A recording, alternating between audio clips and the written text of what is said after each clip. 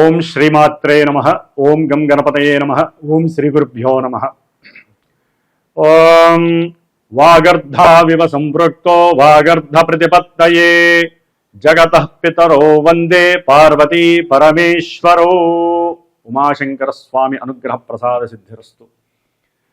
వీక్షిస్తున్నటువంటి ప్రేక్షకులందరికీ కూడా డిసెంబర్ మాస ఫలితాలు ఏ విధంగా ఉన్నాయి అంటే, ముఖ్యంగా ఈ డిసెంబర్ మాసము మొత్తము కూడా హేమంత ఋతువు మార్పిడి జరగటము, అట్లాగే జాతకంలో మేషాది మీనరాశి పర్యంతము కూడా కొన్ని గ్రహాలు రుజుమార్గంలోకి ప్రయాణం చేయటం, కొన్ని గ్రహాలు తమ యొక్క స్థితిని మార్చుకోవటం, మరికొన్ని గ్రహాలు వక్రగతిలోకి వెళ్ళటం.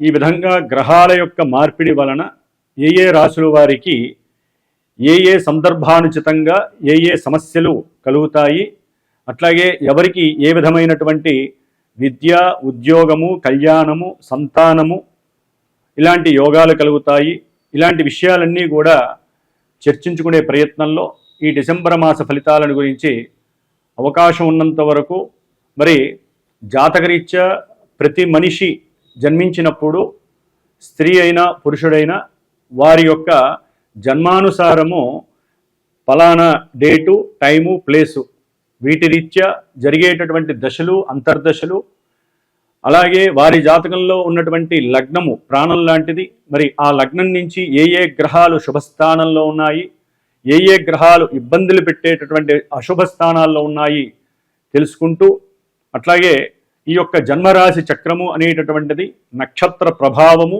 నక్షత్రాలని మరి ఆ పరిపాలించేటటువంటి చంద్రుడి యొక్క గమనాన్ని బట్టి ఫలానా రాశి వారికి ఈ విధంగా జరుగుతుంది అనేటటువంటి ఒక క్లుప్తంగా ఉన్నంతలో క్లుప్తంగా చెప్పగలగటం ఈ యొక్క డిసెంబర్ మాస ఫలితాలు. అసలైనటువంటిది జన్మజాతకము. జన్మజాతక రీత్యా గ్రహాలను అనుసరించి ఇప్పుడు గోచారంలో ఈ గ్రహాలు ఇక్కడ ఉన్నాయి కాబట్టి లౌకికంగా, ప్రాపంచికంగా, లేకపోతే ఈ నక్షత్రం వారికి, ఈ రాశుల వారికి ఈ విధంగా జరగవచ్చు అనేటటువంటి ఒక సంకేతాన్ని మాత్రం ఇవ్వటమే ఈ యొక్క కాలచక్ర గమనంలో జన్మరాశి ఫలితాలని గురించి తెలుసుకోవటం.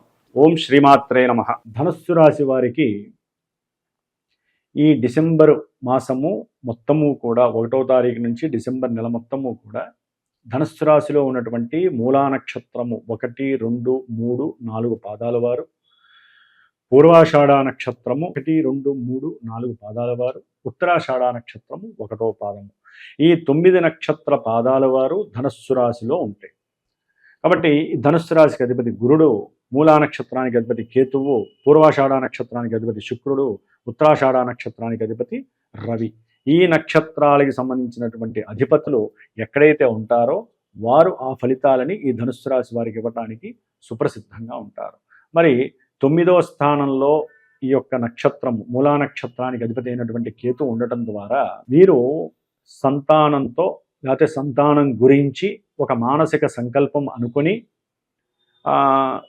గృహంలో ఉన్నటువంటి బంధుమిత్రాదులతో కావచ్చు, లేదా స్నేహితులతో కావచ్చు, ఏదైనా ఒక తీర్థ పుణ్యక్షేత్రానికి వెళ్ళటము, తీర్థస్నానము చేయటము, పాపాన్ని నశింపజేసుకొని పుణ్యాన్ని ఆర్జించాలనేటువంటి కుతూహలత, పూర్వజన్మ కర్మలు ఈ జన్మలో మనకి అనుభవించాలి, సుఖాలు, శుభాలు, సౌఖ్యాలు అనుభవించాలంటే అవన్నీ కేతు అనేటటువంటి వాడు మనకి ఇవ్వటానికి కాస్త అనుకూలతల్ని కలుగజేస్తాడు. మరి ఈయన 9వ స్థానము కర్మ, ఒక రకంగా పూర్వ పుణ్య ఫలాలను ఇవ్వటంలో మరి అది సింహరాశి మిత్రక్షేత్రము కావటము, ఇవన్నీ కూడా అనుకూలంగా ఉన్నాయి కాబట్టి వీరు ఆ విధంగా దూర ప్రాంతాలకి వెళ్ళే అవకాశం ఉంటుంది. అట్లాగే సంతానపరంగా కూడా కొంత భాగ్యము కలగటానికి ఈ యొక్క గ్రహము అనుకూలంగా ఉందని చెప్పుకోవచ్చు. తర్వాత పూర్వాషాఢ నక్షత్రము, ఈ నక్షత్రాధిపతి మరి వృశ్చిక రాశిలో ఉన్నాడు ఆయన ఈ నెల రోజులు కూడా. అంటే కుటుంబపరంగా, లేకపోతే బంధువులకి ఏదైనా మాటపరంగా ధనాన్ని ఇప్పించి, భార్యాభర్తల యొక్క బంధువులు ఎవరైనా ఉంటే ఒకరి మాట ఒకరి ద్వారా ఇప్పించి ఆ ధనము, లేకపోతే స్నేహితులకి ధనాన్ని ఇవ్వటం ద్వారా అవి తిరిగి రాక మానసిక క్షోభకి ఇబ్బంది పడటము. అవతల వాళ్ళని అడిగితే మేము ఇవ్వము, అవును మేము అడిగినప్పుడు ఇవ్వాల్సిన అవసరం ఏముంది? మాట ఎందుకు ఇచ్చావు? ఎందుకు వ్రాతపూర్వకంగా సంతకం చేశావు? అప్పుడే ఓమని చెబితే పోయేది కదా అనేటటువంటి అధికమైనటువంటి తెలివిగల వాక్చాతుర్యము ప్రదర్శిస్తారు అవతల వాళ్ళు. ముఖ్యంగా పూర్వాషాఢ నక్షత్ర జాతకులకి ఈ యొక్క ఎఫెక్టివ్నెస్లు దొరికే అవకాశం ఉంటుంది. దాని ద్వారా వీరు కొంత ఇబ్బంది పడతారు. ఏదేమైనప్పటికీ ఉత్తరాషాఢ నక్షత్రము కూడా డిసెంబర్ 16 వరకు కూడా అధిపతి అయినటువంటి రవి ఇక్కడ 12లో ఉండటం ద్వారా తండ్రి యొక్క ఆరోగ్య విషయంలో జాగ్రత్త వహించండి. వారితో ఉన్నటువంటి విభేదాలను పక్కన పెట్టి వారితో కలవటానికి చూడండి. వారి యొక్క హాస్పిటలైజేషన్స్ వలన కూడా మీరు కొంత ధనాన్ని ఇబ్బంది పెట్టే అవకాశం ఉంటుంది. ఆల్రెడీ దూర ప్రాంతంలో ఉన్నటువంటి కొడుకులకి మీరు ధనాన్ని ధారపోస్తూ ఇక్కడ తండ్రికి కూడా ధనాన్ని ధారపోసే అవకాశము, దాని ద్వారా అప్పుల యొక్క మొత్తం పెరగటము ధనుస్సు రాశి వారికి కలుగుతోంది.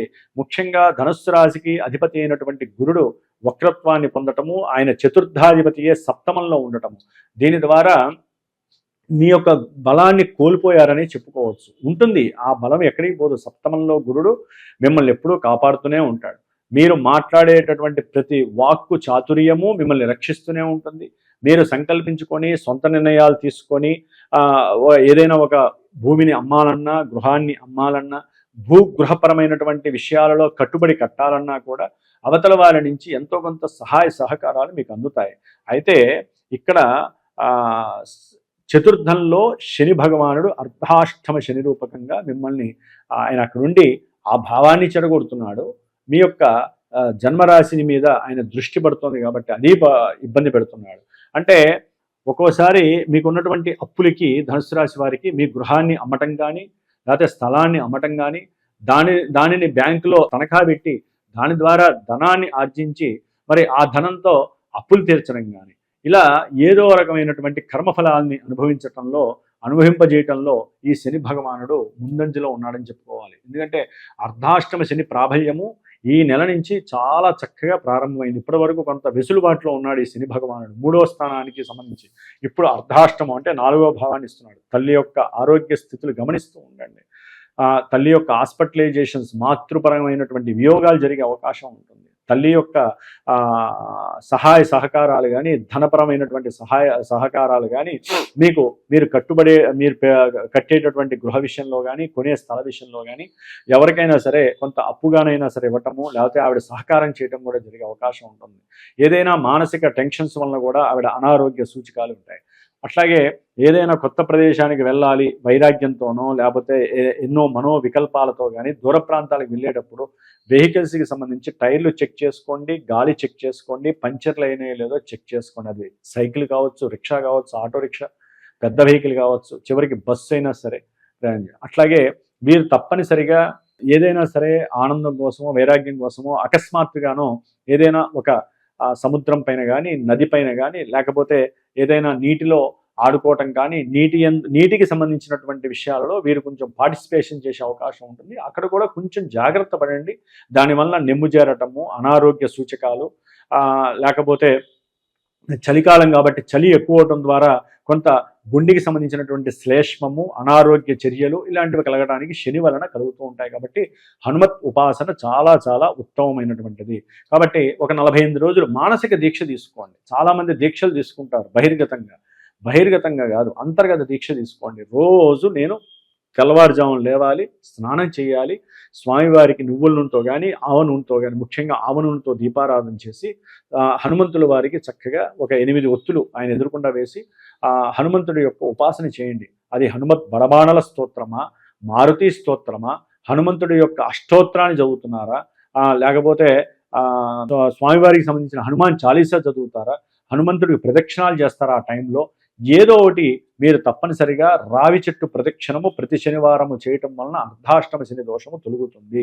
ముఖ్యంగా విద్యార్థులకి విద్యా ఆటంకాలు కలుగుతాయి. దూర ప్రాంతాలకు వెళ్ళాలి, విదేశాలలో చదువుకోవాలి అనుకున్న వాళ్ళకి అతి కష్టం మీద మీకు ఆ యోగము కలిగే అవకాశం కలిగిస్తోంది. ఆ విదేశాలలో ఉన్నటువంటి సంతానం వల్ల కూడా వీరి గృహపరమైనటువంటి విషయాలలో, అప్పుల విషయంలో కొంత సహాయ సహకారాలు అందటంలో వీరికి కొంత అవకాశం కలుగుతుందని చెప్పుకోవచ్చు ధనుస్సు రాశి వారికి.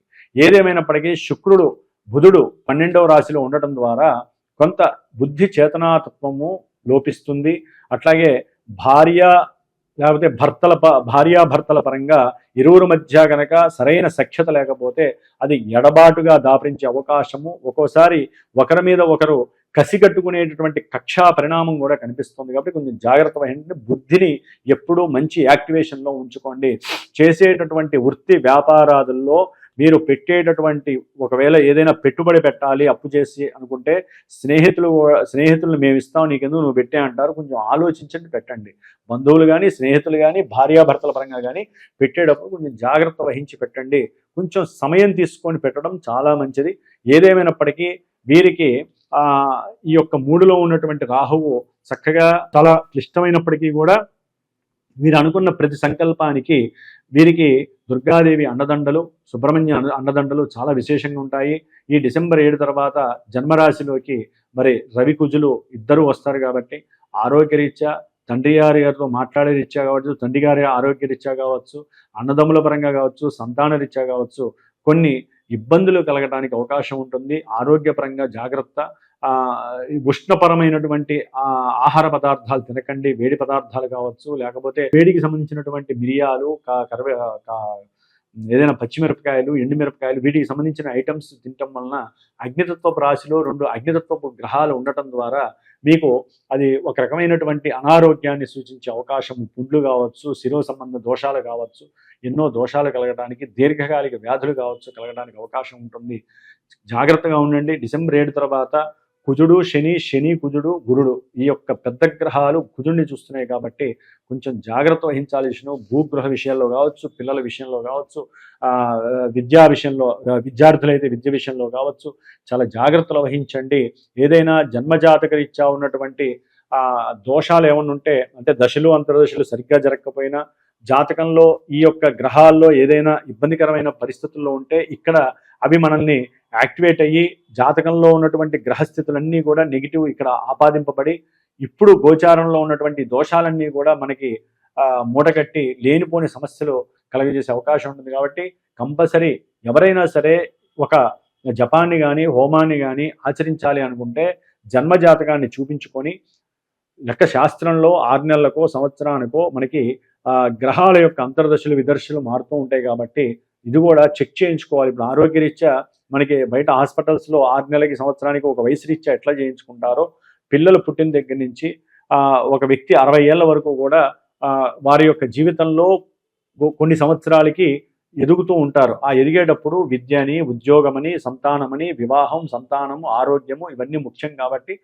జన్మజాతకాన్ని పర్యవేక్షించుకోవాలి. ₹1 ఖర్చైనా పర్వాలేదు, ఎలా ఉందో తెలుసుకుంటూ మన యొక్క జీవన గమ్యంలో దైవారాధనని ఒక పాత్రగా చేసుకొని ఆ దైవారాధనలు ఏ దైవానికి ప్రార్థన చేసుకొని మనం ముందుకు వెళ్ళాలో తెలుసుకోవటం ద్వారా సుభిక్షంగా ఉండటానికి అవకాశం ఉంటుంది. జై గురుదత్త, జై గురుదత్త.